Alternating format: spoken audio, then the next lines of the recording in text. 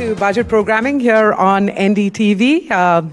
An interim budget that took most people by surprise because it ended sooner than most of us had expected, anticipated. And so there's been a little bit of a logistical reshuffle that's been going on here in our studios and among industry. We ran up to the set and we're very pleased that all our panelists have also arrived here on our sets on time, and good time to welcome Pavan Goenka, who's chairman of InSpace, an old CII hand. Of course, we all know him from his Mahindra and Mahindra days as well. Sanjeev Puri, chairman of ITC, chairman and managing director.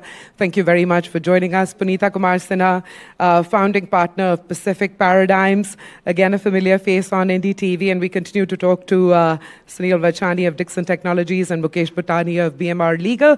So let's get a quick poll going here. Mr. Puri, if I could come to you first, and a snapshot reaction of what this budget interim with muted expectations has delivered as far as the seat you're sitting on. Absolutely.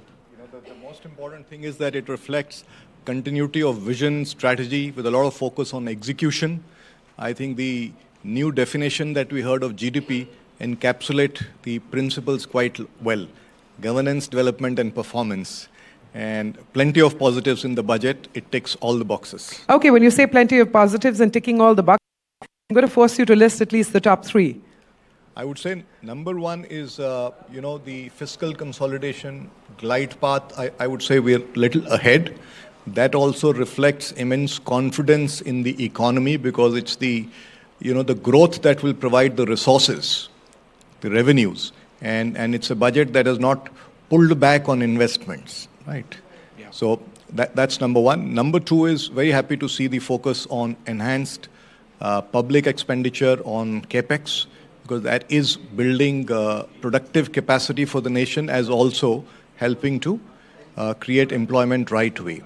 And the third area I would like to really call on is the focus on rural, but I'm going to take the liberty of adding a fourth. You see, a lot of reform also needs to translate to the last mile, that's at the state level.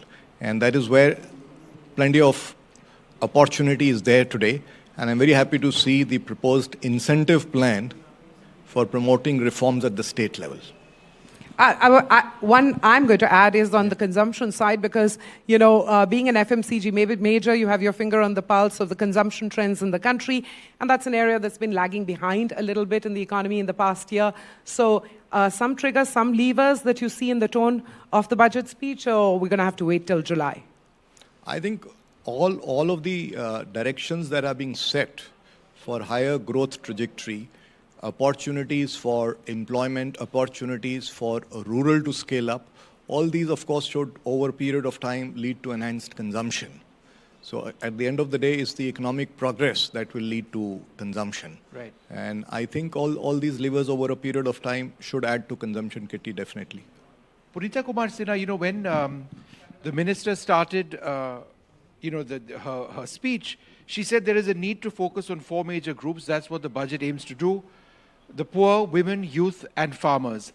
If this was the focus, was there enough in the budget to support and back all of these key critical components of our population?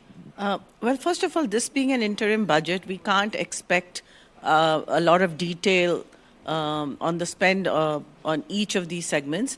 But I think the vision and the continuity that we're going to keep supporting women in particular, youth, farmers, and then the poor, is reassuring that vision hasn't changed. And these are the segments, in fact, that do need the attention of the government. The urban population is doing quite well, and we've seen the affluent India getting more affluent, especially the stock markets have added to people's wealth. And so it's the segments of the population that don't have access to the capital markets. That's where the emphasis has been, whether it's for loans, whether it's for subsidies, whether it's for incentives. And that is what the government actually should be doing. Mr. Goenka, one of the really interesting areas was this 1 lakh crore fund. It's for startups across the board. And the terms are very easy. I mean, the repayment schedule is very, very easy. That is at the core of the government's Atmanirbharta push, right? Do you Yes, welcome of course. that? I think we have been talking for quite some time on how do we promote R&D and investment in new things. And government cannot just give away things, and this is almost like free. If you're giving money with 50-year of interest-free return, it's almost like giving away free. And I would certainly hope that this is going to, first of all, we'll have to see how it gets implemented, because this is just an overall intent right now. But it will probably get divided into different sectors and different departments of the government and state and central. But I think this is going to really help in private sector to come into R&D in some ways. And in my opinion, that's one of the things that's lacking in India today, where private sector is not investing enough. So that will be a very good thing to do. And overall, I would say that this is certainly a budget of confidence. The government is showing that it's very happy with what it has done, what it has led to, and how we need to continue with the same things rather than bringing lots of new ideas and new initiatives.